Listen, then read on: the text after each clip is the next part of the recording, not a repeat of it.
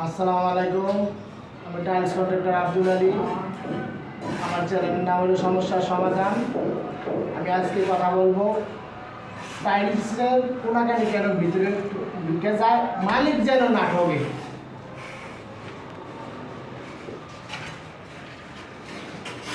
এখন আমরা এটা একটা কিচেন রুমে আসছি।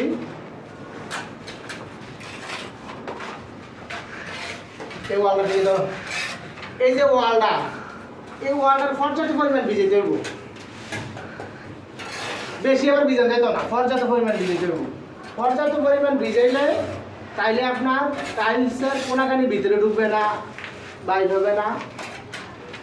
কারণ হইল কি, টাইলসটা যদি এই ওয়ালটা যদি পর্যাপ্ত পরিমাণ না ভিজায় তাহলে এটা শুকনা থাকে। টাইলসটা যখন মশলা দিয়ে টাইলসের যখন আপনার দিকে করো, আর টাইলসের যখন মশলা দিয়া এটা লাগানোর সাথে সাথে এই শুকনো ওয়ালটা পানিটা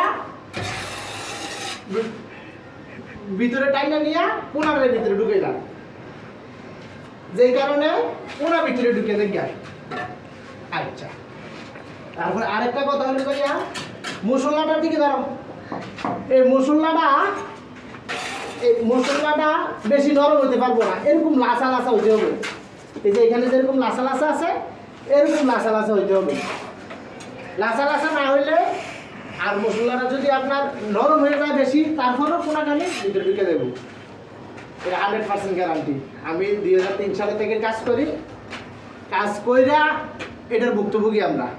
এই কারণে আমি মালিকদের উদ্দেশ্যে খালি বলতেছি, আপনারা এই কাজ করার সময় একবার আইসা যে আসেন মালিক পক্ষে এসে দেখবেন ওয়ালগুলো ভিজা আছে কি না। পর্যাপ্ত পরিমাণে হাত দিলে বুঝবেন ভিজা আছে কি না।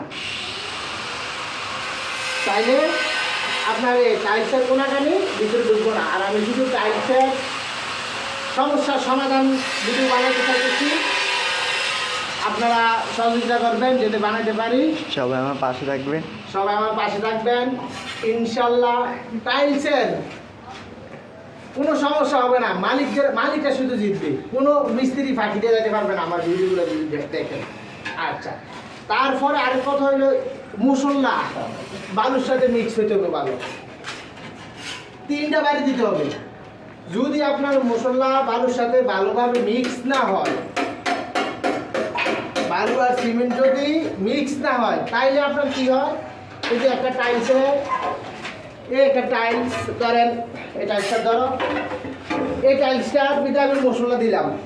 মশলাটা আমি দিই, দেখি দেখো মশলা দিতাম ভাইয়া, দিই হ্যাঁ দিই। এই যে আমি এখানে ধরেন মশলাটা দিলাম, হ্যাঁ মনে করেন আমি বুঝতেছি ভালোভাবে মিক্স না হলে মিস্ত্রি ভাইয়েরা, হেল্পার ভাইয়েরা আর মালিক, বিল্ডিংয়ের যারা মালিক, ওনারা বুঝবে কাজ দিবেন। মনে করেন কোন নীতিটা বাঙ্গা। আচ্ছা, এই মনে করেন মশলাটা আমি ভালোভাবে এইভাবে এখানে দিলাম, ঠিক আছে? সুন্দর করে ধরো, যেহেতু দেখে ভালোভাবে এইভাবে দিলাম, মশলাটা নিলাম কানি কোনায়। এবারে কথার কথা, আমার এই বালুটা ভালোভাবে মিক্স হইল না। এই যে এদিক দিয়া মিক্স ছাড়া বালুটা, সিমেন্ট ছাড়া বালুটা পড়লো, তখন আমার এই জায়গাটায় টস টস টস টস টস টস ডক ডক ডক ডক করবে। যেই কারণে আপনার 3টা বাড়ি দিতে হবে বালু।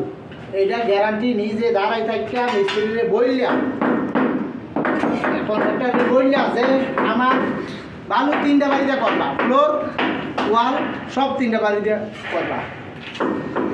তাহলে